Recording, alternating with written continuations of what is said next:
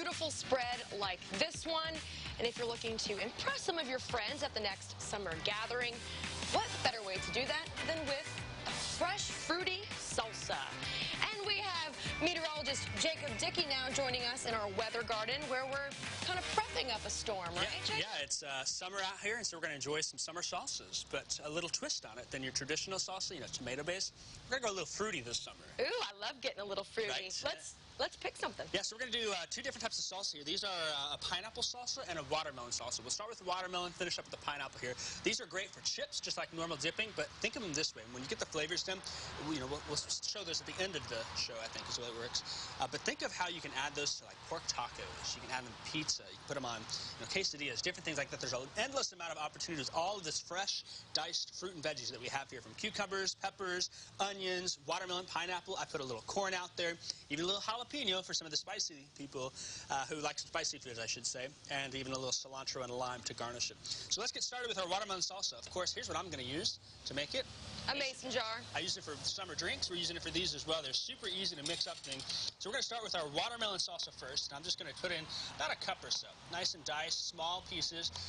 Not completely even in size, but that's okay here. We want to get a little of that watermelon juice in there and fill that up. So I have about a cup worth there. Okay. From there, then, we're going to add some cucumber. Watermelon and cucumber, one of my favorite. Perfect combination. Yeah. Great in drinks, too. And in salsa. It does, yeah. In fact, last time I made a watermelon lemonade. Then I added some cucumber, and I added some lime juice. Are you measuring each scoop, or are you just kind of winging it? So the nice thing here is on the side of the mason jars, usually they have measurements on there. So you'll see this right here. There's about a cup, there's 2 cups, there's 3 cups on the way up. So I kind of eyeball it. That's the nice thing about salsa, too. You can cup of watermelon, cup of cucumber? About a cup of each, yeah. Okay. From there, then, we're going to go ahead and add some red onion. So I'll just scoop out some of my red onion, do the same thing. Looking for about a cup or so. Look at the color. When this is all layered, it's just going to be beautiful. Really, and then we'll mix it all up, huh? Exactly right. The great thing about a mason jar is you can add it and shake it. From there, I'm going to add some of my bell peppers, and I've got a mix of here. I've got some yellow and some red. Why not add more color? I'm a big color eater. I love seeing things that are colorful and bright. When I add in some yellow and some green, that's going to complement the red onion and the watermelon very well. So we'll do about a half a cup of each on there. From there, then, we're going to add some chopped cilantro. I've already chopped it there, and we'll sprinkle it in the top. And then, I don't know, you want a little jalapeno in there? Yeah, let's throw some kick in there. All right, let's put a little jalapeno in there on top to let it go on in. Then we're going to do some lime juice. And if you want, you can also garnish it with some salt and pepper here. So I got my lime juice. I'm just going to pour some on there. Jacob, you know what I'm loving right now? What's that? That our salsa matches the flowers behind you. You're right about that. You're right about that. We've got a great color scheme going on. Summer flowers and summer salsa. So what I can do then is I can kind of shake this up a little bit. And you may have to take a spoon in there. And I may have to do that. But see as those get nice and evenly shaken up in there for the most part. That's the nice thing about having diced fruits and veggies. Is, look at that, coming nice together. How long did this prep take you? Because that's quite a bit of chopping. Yeah, the great thing is you can go to the store. A lot of times they'll have pre-cut fruits and veggies too. You can get diced peppers, you can get diced onions.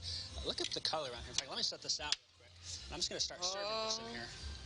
Beautiful in that ramekin. It really is. It's going to fit nicely there with a thing of chips. We got one more to start making before we run out of time here. This one is a pineapple salsa.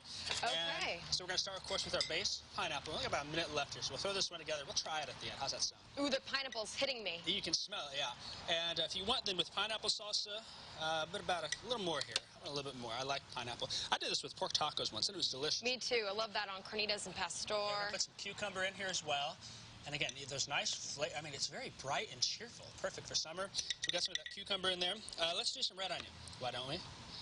And what's nice about the mason jars is what you don't eat, you can just throw the lid back on, put that back in the fridge, and you can have it the next day. I live on mason jars with my salad dressings, with drinks, and sweet tea, unsweet tea, anything. I'm putting a little tomato in here to give it a little bit more of a traditional salsa look, so you can see that. So I put cucumber, pineapple, and red onion in there. I'm going to add a little bit of pepper. Why not? Put a scoop of each in. You can put whatever you want. That's the great thing about salsa. Take what you have out of the fridge and stick it on in there. And this one, I'm actually going to add some blackened corn. I made this. Took some corn on the cob, sliced it off, blackened it in a skillet with a little oil, and it gets a nice texture and flavor there. And so that is that one. Perfect. So I need to add some lime juice. Okay, well, while you add that lime juice, tell us where people can connect with you and find your recipes. Yeah, the great thing about these sauces is I'll have them on the website, CILiving.tv. .tv, yes. And then, of course, you can catch these recipes on my Facebook page from these 2 sauces. We got to try them here in a little bit, though, right? Oh, yeah. Oh, we're trying them next, so you guys want to stick around for that. I'm going to put Jacob's salsa to the test. Sounds good. I'm sure it's going to be fabulous, Right. so don't miss that. Once again, we'll connect you to meteorologist Jacob Dickey online at CILiving.tv.